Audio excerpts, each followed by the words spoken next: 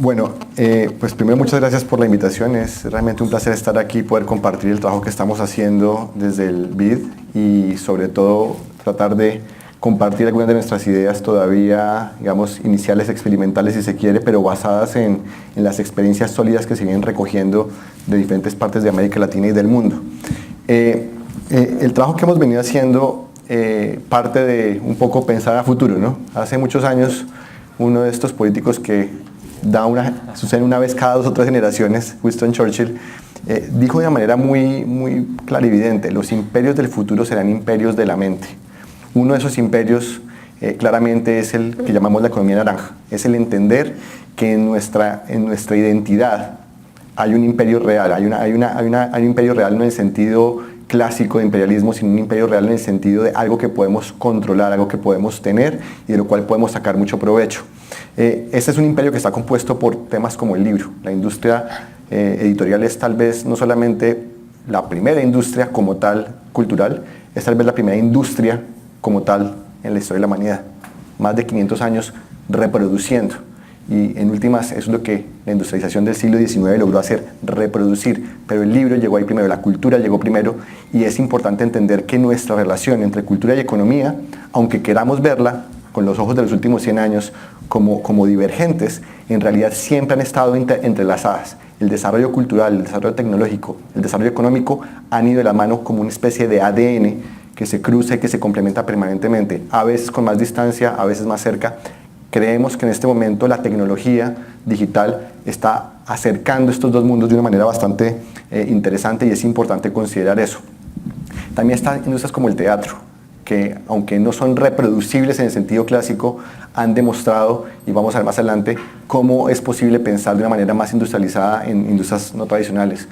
Las artesanías, que cada vez se integran de una manera mejor a temas de diseño, pero también a temas digitales. Los carnavales, el patrimonio inmaterial, que también empieza a mostrar tendencias muy interesantes en su relación con redes sociales, por ejemplo. Y obviamente, industrias que tal vez son las que con frecuencia tienden a llamar más la atención, como la industria cinematográfica. Pero también tenemos nuevas industrias, como los videojuegos. Los videojuegos es un caso muy interesante porque si uno mira el videojuego individualmente, realmente lo nuevo no es el videojuego. Lo nuevo es la combinación de una cantidad enorme de actividades culturales y creativas, identitarias. En videojuegos uno ve diseño, uno ve cinematografía, uno ve narrativas propias de la literatura, uno ve una serie de actividades que inclusive llegan al patrimonio. Cuando uno ve la forma en la que los videojuegos transmiten o reproducen e incluso transforman conceptos de identidad es impresionante. Y es tal vez en este momento la más dinámica de las industrias culturales y creativas, con ventas anuales superiores a los 100.000 millones de dólares en el mundo y creciendo bastante rápido y demandando bastante música, bastante narrativa, bastante cinematografía, en fin. Es una industria bastante interesante. Y esto nos lleva entonces a entender que cuando estamos hablando de economía naranja, de industrias creativas y culturales, no podemos quedarnos únicamente en el componente tradicional de identidad. Tenemos que entender su relación con las tecnologías digitales, con lo que en este momento nos permite entender cómo se accede, cómo se construye identidad, cómo se construyen estas narrativas que nos dan como nación, como sociedad, como comunidad, puentes de comunicación y de crecimiento personal. En resumen, la relación fuerte, la relación simbiótica entre las ideas y el mundo real, por llamarlo de alguna forma, pues tiene un área de cruce. Aquí es muy interesante y se ve muy clara, pero siempre tenemos que tener en cuenta que cuando estamos haciendo o cuando estamos hablando de cultura, de industrias creativas en general, estamos haciendo 3 cosas al mismo tiempo.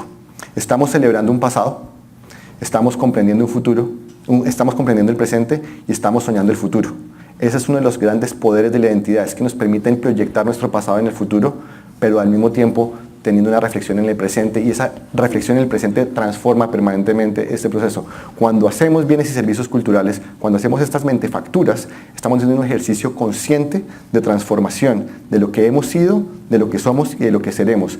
Y esto esto demanda, digamos, acciones o una comprensión que por la experiencia que hemos recogido, se conforma en 7 Is, 7 ideas o 7 elementos que deben ser transversales en una aproximación al sector creativo. Si queremos desarrollarlo, tenemos que verlo de manera integrada. Con frecuencia nos enamoramos de un elemento y decimos, tenemos que hacer tal cosa y solamente esa cosa.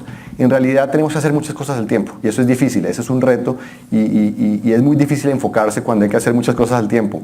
Pero este es un sector tan amplio, tan complejo, tan relacionado con nuestras raíces que demanda ese esfuerzo adicional por hacer cosas de manera paralela. La primera ahí es la información. Y medir la naranja no es fácil. El marco de estadísticas culturales de la UNESCO plantea 5 elementos que hemos resumido en mapeos, estadísticas básicas, cuentas satélites, indicadores y sistemas de información. Estos 5 elementos, por muy fáciles y sencillos que parezcan, no son tan fáciles cuando estamos hablando del sector cultura. Una primera dificultad, el sector cultura no está representado en los sistemas de cuentas nacionales de la manera tradicional. Es un sistema principalmente de servicios y además que no está basado, una gran parte del sector no está basado en industrias como tal o en empresas como tal. Es un sector que es fuertemente centrado en proyectos y los proyectos, por ser efímeros, generan asociaciones temporales que se deshacen una y otra vez. Ejemplo, las películas, se arma un equipo para una película, se rompe para la siguiente película, se arma otro equipo, a veces con las mismas personas, otras veces no. Lo mismo pasa con el diseño. En fin, existen empresas, pero lo dominante no son las grandes empresas en el sector, sino los pequeños emprendimientos que se arman y se desarman constantemente. Esto le da una dinámica al sector muy interesante y muy valiosa, pero lo hace muy difícil de medir. Y tenemos el problema que, como los economistas nos gusta medir y para tomar decisiones queremos estar bien informados, pues lo que no podemos medir en nuestra mente rara vez existe. Hay que hacer un esfuerzo grande y el llamado del sector es muy fuerte. Ayúdennos a medirlos. Si los podemos medir, podemos entenderlos y si podemos entenderlos, podemos colaborarles. En últimas, como dice por ahí, ayúdennos a ayudarles. En ejemplos de lo que está sucediendo en esto, pues obviamente ha habido una serie de trabajos principalmente británicos y norteamericanos hace unos 15 años, pero crecientemente también han llegado cosas más cercanas a nosotros y de socios más globales que han venido hablando de la importancia del sector, han hecho los mapeos. Estos mapeos han sido importantes, pero en el caso particular de América Latina ha tenido una reflexión importante en la creación de las cuentas satélites de cultura. La de Colombia fue la pionera, fue rápidamente seguida por la chilena, también acompañada por la argentina y crecientemente por la uruguaya, la costarricense y ahora la mexicana. En cuentas satélites la región está construyendo una capacidad de medir su sector que va más allá de las capacidades que inclusive se ven en muchos países desarrollados. Este es un tema en el que la región está construyendo una capacidad institucional que puede ser transferible de sur a norte. Pocos países lo están haciendo. El más reciente ejercicio de países desarrollados es Estados Unidos, que en gran medida tuvo que partir de entender qué se estaba haciendo en América Latina, y eso es un caso muy interesante para destacar. Término de medición es un reto grande, pero también está el tema de qué hacer con la información. Los observatorios están empezando a surgir. El más antiguo es el Observatorio de Industrias Creativas en Buenos Aires, pero también se están empezando a dar nuevos ejercicios para mirar ya las políticas culturales o para ver aproximaciones más empresariales, como el caso chileno o el caso del Observatorio de Cultura y Economía en la Universidad Javeriana en Bogotá. Eso por el lado de información. Estoy tratando de pasar por muchos temas. Nosotros estamos haciendo nuestros propios mapeos, por supuesto, y también estamos prontos a presentar el Sistema de Información Cultural de las Américas, donde esperamos recoger una cantidad importante de datos que ya existen, pero que no están presentados en ningún lugar de manera práctica para ser utilizados. Esto es un ejercicio mancomunado entre el BID y los 26 ministerios o agencias nacionales de cultura de los 26 países miembros del banco que están en América Latina y el Caribe. El lado de las instituciones. Las instituciones obviamente son el marco que nos permiten trabajar estos temas, y desarrollar las instituciones implican retos grandes. Ha habido avances interesantes. El caso del Ministerio de Cultura de Colombia, que lleva más o menos unos 15 años con un programa de economía y cultura establecido, que ha evolucionado desde un asesor con funciones muy específicas alrededor de un ejercicio de mapeo, a ser hoy en día un grupo de trabajo con unas 12 personas y con un presupuesto anual de unos 2 o 3 millones de dólares para inversión más allá de los sueldos que puede costar. Esto implica la coordinación con el Departamento Administrativo Nacional de Estadística en la construcción de la cuenta satélite. Esto implica tener unos fondos específicos para contratar investigación descentralizada en las regiones, es decir, no se hace a nivel central, se construye capacidad en lo regional. Esto implica un programa de emprendimientos sociales que involucran a comunidades de minorías, que es muy interesante el programa LAZO, y también implica la participación en la proyección internacional de quienes están participando en este sector en espacios como Mixur, para poner un ejemplo, pero también WOMEX y ojalá pronto ferias internacionales de otro tipo. El caso de Estados Unidos, por ejemplo, lo traigo porque es interesante. En Estados Unidos no existe un sistema centralizado para este tema, existe un sistema sí descentralizado.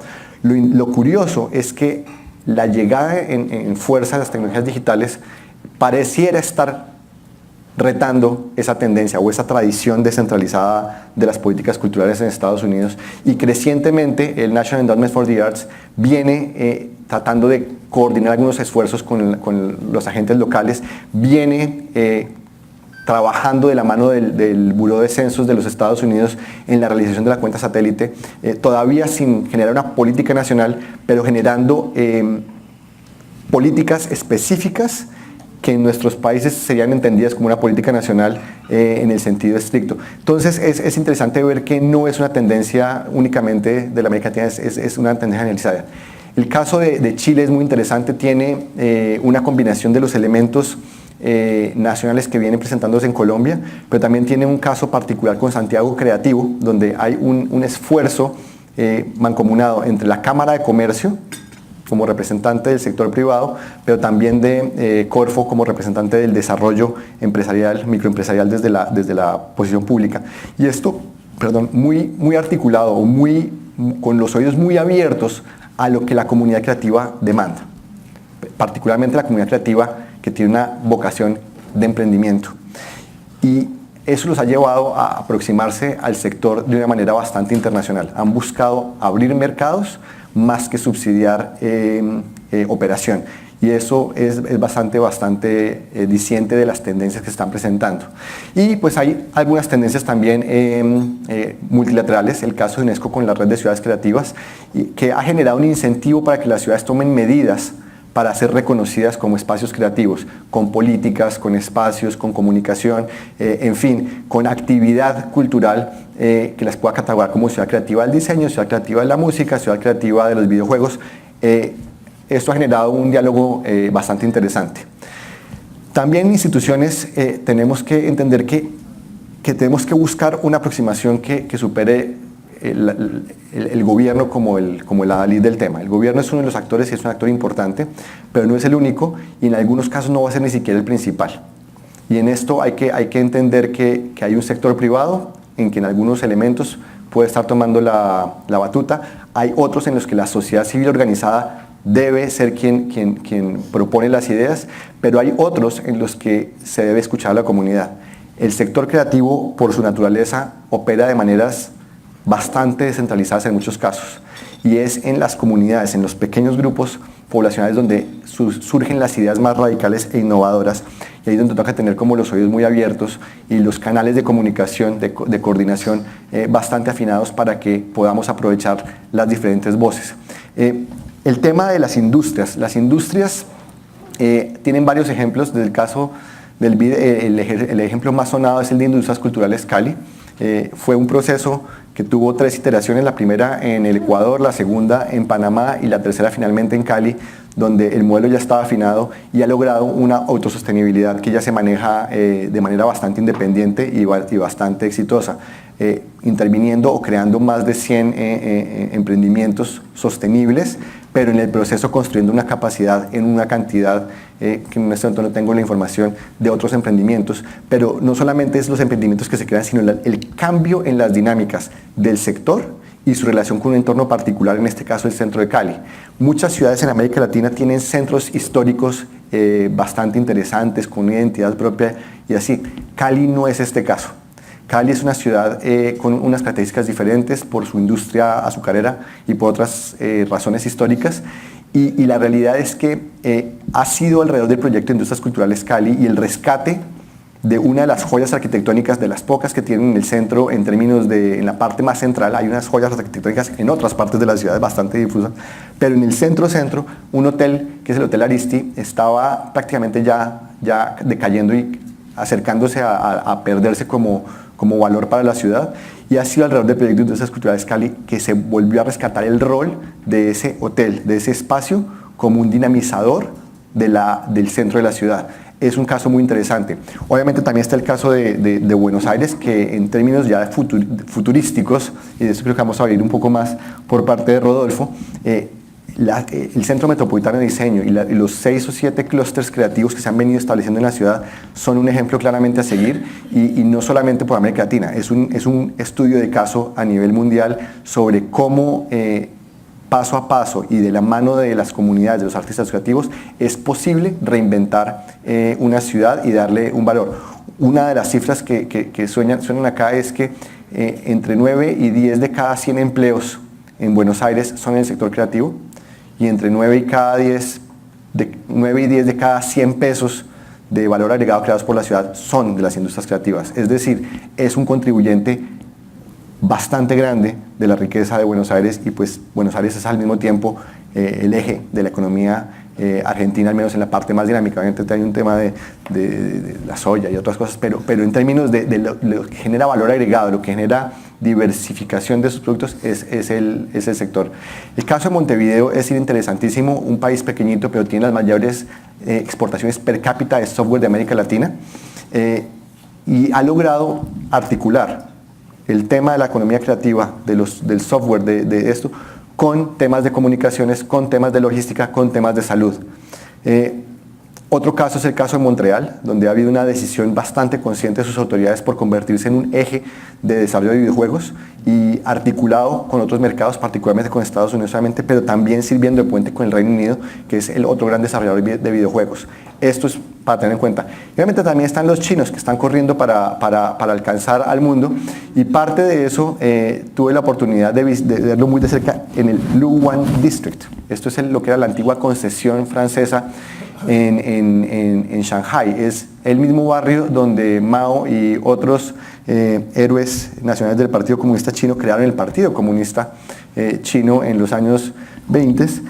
Este lugar ha tenido una transformación increíble. En ese lugar, más o menos entre 30 y 50 espacios que estaban prácticamente decayentes, pequeñas fábricas que estaban siendo abandonadas, fueron transformadas en clústeres culturales de diferente tipo, con diferentes enfoques, creando una mezcla que ha transformado un distrito que era industrial en un distrito que hoy en día es altamente turístico, con los mejores restaurantes, con las mejores galerías, con los mejores emprendimientos de manufactura, de moda, en fin.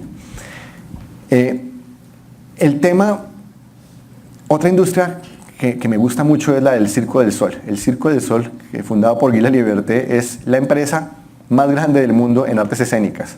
Estamos hablando de más de 5.000 empleados y 800 millones de dólares en ventas anuales. Esto es grande para cualquier sector. O sea, en cualquier sector que hablemos, esto es grande, y esto estamos hablando de teatro.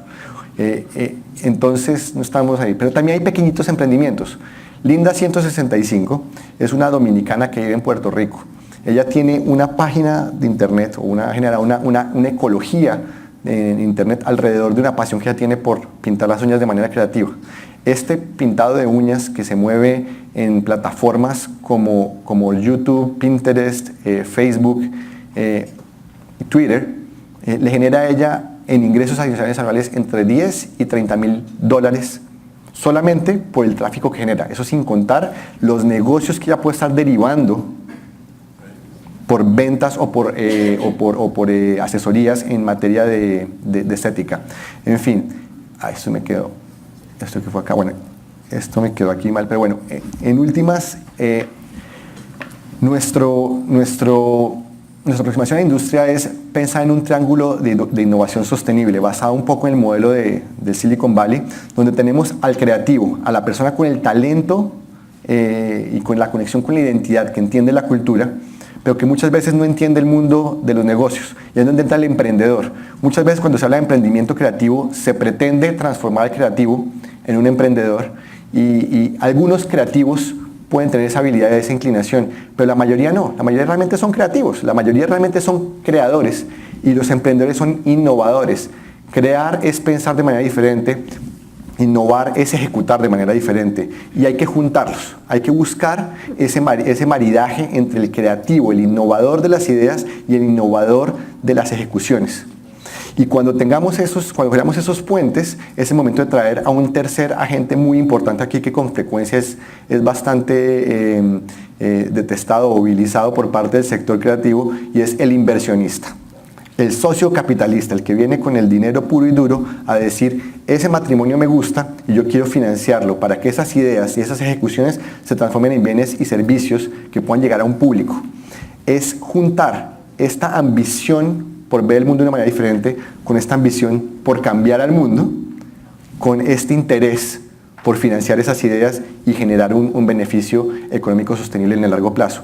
Este triángulo, digamos, nos podemos quedarlo discutiendo mucho tiempo, pero estas relaciones son fundamentales y tienen elementos que van en todas las direcciones. Hay una retroalimentación positiva entre estos tres agentes y tiene muchas formas, y dependiendo del propósito, si estamos hablando de un muy pequeño emprendimiento, tiene una forma. Si estamos hablando ya de un emprendimiento maduro que está buscando inversiones de segunda o tercera generación para ya expansión global, tienen otras formas, pero es importante entender esas dinámicas y entender y construir esos puentes. En materia de infraestructura, ¿cómo estamos de tiempo? Para ver qué tanto. Ok, entonces voy a ir muy rápidamente. Voy a saltar la infraestructura y me voy a saltar la integración. Quiero entrar rápidamente a un elemento final que es fundamental en este sector. Esta es la parte de la inclusión, que también es central, pero quiero destacar al final, para cierre, el elemento de la inspiración. En la inspiración es tener en cuenta que el círculo de las 7 ideas empieza y termina con el individuo, el creativo. Inspirarlo, presentarle modelos del pasado de los cuales haya que aprender, ¿cierto? Pero también modelos presentes, modelos a derrotar, modelos que están ahí y que necesitan ser superados. Pero también es empezar a soñar en el futuro y ver que hay unas tendencias. Cuando vemos un caso como el de Julio Profe, que es un físico caleño que, para poder explicarle cómo resolver problemas matemáticos simples a su sobrino, empezó a hacer videos que se volvieron virales en YouTube. Hay que tener en cuenta que este señor tiene más descargas de sus videos en YouTube que MIT y Harvard combinados. ¿Sí? Este es un pequeño caso del poder que la inspiración y las nuevas herramientas entregan a nuestros creativos, y la forma de crear nuevos modelos. Esos nuevos modelos son un reto. Para los economistas es horrible tener que enfrentarnos a esto, porque no tenemos forma de seguir la información. O sea, el pasado de esta información no existe. Y sucede que, como dice por ahí, predecir es muy difícil, sobre todo cuando se trata del futuro. Con frecuencia, cuando tenemos información, lo que hacemos es describimos qué ha pasado, y a partir de esa experiencia pasada, cómo podría verse el futuro. Cuando tenemos modelos nuevos, creando nuevos sistemas y nuevas dinámicas, no tenemos esa información. Y si esos modelos siguen cambiando, no podemos acumular información. Solamente podemos estar en un espacio donde el dinamismo o la naturaleza dinámica de ese entorno nos hace la vida muy difícil. Pero no porque sea difícil no tenemos que intentarlo, tenemos que, por lo contrario, tenemos que enfocarnos en entender qué dinámicas existen ahí que podamos entender, cómo se afectan y cómo se combinan cosas que pensábamos que entendíamos y que ya no entendemos. Por eso hay una parte donde nosotros decimos que hay cosas que, ahí sí, tomando otro político un poquito menos famoso, o tal vez tan famoso, pero no tan bien tenido a bien por la sociedad como Donald Rumsfeld, hay cosas que sabemos que conocemos, hay cosas que sabemos que desconocemos, y hay cosas que no sabemos que desconocemos. Muchas cosas que están sucediendo en este momento en el sector creativo son cosas que no sabemos que desconocemos. Tenemos que convertirlas, y hay muchas cosas además que conocemos pero no sabemos que las conocemos. Tenemos que hacer un esfuerzo adicional, un esfuerzo importante por conseguir información, por comunicarnos, para sacar de la oscuridad y de la invisibilidad de este sector y que nos permita entonces convertirnos en otros modelos. La educación aquí va a ser clave, porque la inspiración también parte de cómo yo proceso esta información.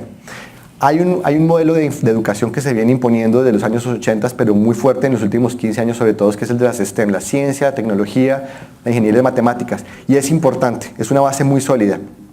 Pero en la medida que las tecnologías digitales están ingresando, para poder inspirar a nuestros individuos, tenemos que meterles en este paradigma las artes y el diseño. No solamente es construir un puente, es que ese puente represente una identidad para una comunidad y que esa comunidad se lo apropie y lo cuide. No solamente es construir una solución a un problema, a una necesidad básica de la vida, es que además la forma en la que me llegue esa solución sea algo que yo pueda apreciar y con el que me pueda relacionar en un día a día. Ahí es cuando transformamos una silla en ser un simple objeto para sentarnos, en ser un objeto decorativo también de nuestra casa, de diferenciación de nuestras identidades. En fin, hay que tener en cuenta que hay que estar calmados, estamos apenas empezando, este es solamente el principio, hay que seguir soñando, hay que exprimir la naranja, aquí se puede descargar, es gratis, y hay que entender que el trabajo de los creativos es un trabajo real, es una industria real. No tenemos la información todavía para poder demostrar todas sus dinámicas, pero es real, existe, no es invisible, o es invisible para nuestros ojos, pero solamente porque no podemos ver lo que está detrás de ella. Y hay que pasar la voz. Entonces los invitamos a que compartan con nosotros ideas y comentarios en Twitter, y a que sean nuestros fans en Facebook y nos ayuden a repartir estas ideas. Muchas gracias. Muchas gracias, Felipe. Ahora invitamos al señor Rodolfo Jamawi, director de Industrias Culturales de Argentina, para que nos pueda hacer su exposición. Muchas gracias.